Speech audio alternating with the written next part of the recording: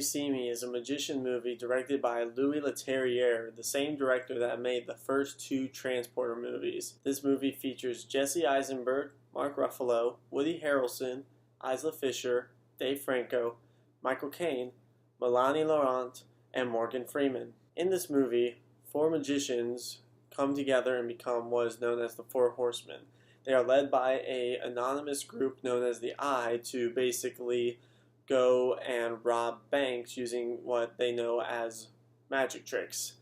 Throughout this movie, they are being chased down by the cops and Morgan Freeman's character, who's trying to basically screw them over and show that their magic is fake. Throughout this movie, I thought it was actually very well done. I enjoyed the movie very much. There were moments that were bad, but we'll get into that. I thought the characters in this movie were very well done. I really enjoyed the Horsemen's characters and the way each of them portrayed a different magician style, I guess you could say.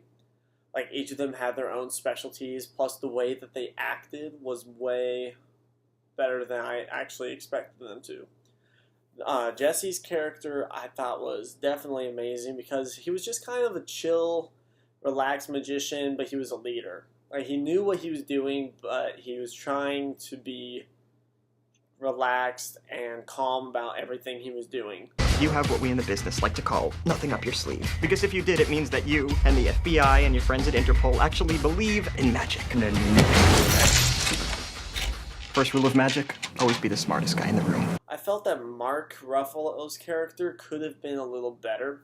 During some of the scenes, he was doing a lot of talking, and he seemed just a bit too bland. Like, he wasn't trying to get to the point, he just seemed like he was everywhere with what he was trying to say. But all in all, like I said, the characters were good. Mark himself definitely cleaned up much better at the end. His acting was way better, and I enjoyed it a lot. There were some minor moments in this movie where there was a shaky camera during one of the chase scenes, which I get it. It's supposed to be as if there's a cameraman, following them around with, a camera, or like somebody's kind of chasing after them as well. I get it, but it was so shaky that I couldn't really see much of what was going on, and I felt that could have changed. That could have been a lot better. There were some minor moments of where there was like bad green screen, preferably at the end. There was one scene where there was a merry-go-round involved, and it just seemed really bad. Like, you could tell just like the outline of him, that there was something behind him, yeah, but it was very green screeny. That's just me personally, I noticed it. There was some really good editing, but there was one moment that was really bad, and there was a minor nip slip where this girl was lifting her shirt up, and for like a very brief half a second, you could see her breasts, and then it immediately cut into another area. So I felt that the editing was relatively well, but there were some moments, such as this one, where it could have been better. It was just a bit too late. They may have done that on purpose, I'm not sure, but for the rating that it had, I think it was like PG-13, I felt that wasn't really necessary for a PG-13 movie. Oddly enough, though, the budget for this movie was $75 million, but the box office made $351.7 million. So the fact that with that kind of a low budget, they actually made a movie that was really well done, and I enjoyed it a lot. The second one was another good movie. I'm not going to get too into it, but between the first and second one, I still enjoy the first one a lot.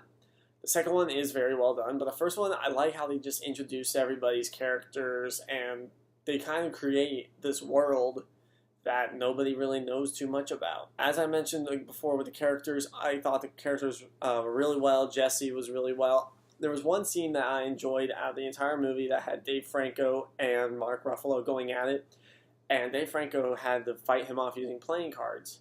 And I thought that was a really cool scene. It was very well done. I know it took Dave Franco plenty of time to try and learn how to throw the cards. I thought that was a really cool scene that they added to kind of show, like, he's a magician, but he has these, like, this set of skills where he can throw cards at these amazing speeds with such accuracy. And that was a really cool moment that they decided to put in this movie, and I'm really glad that they did do that. Come here! All right, wait, hey, hold on. Really? Yep. Ow! Oh, you... Get off there! All in all, this movie was a very well done movie. There were some moments that could have been better, admittedly, but I really enjoy this movie. I still recommend it. It came out quite some time ago, and then the second one came out a while ago as well. So if you haven't seen these movies, I definitely recommend watching them, because they aren't like too actiony, I guess. They aren't too actiony movies, but they really get your attention because of all the stuff that's going on, as well as the magician side of it. It's definitely a movie that you don't see too often. So all in all, I'm giving this movie rating a 4 out of 5 stars. It was good. I enjoyed a lot of stuff, but there were some minor things that kind of made it so it couldn't get that full 5 or that 4.5. Guys, as always, thank you so much for watching this. I appreciate it. You can find us on Facebook, on Twitter, and on here on YouTube as well. As always, this is Pop Culture Critics signing off.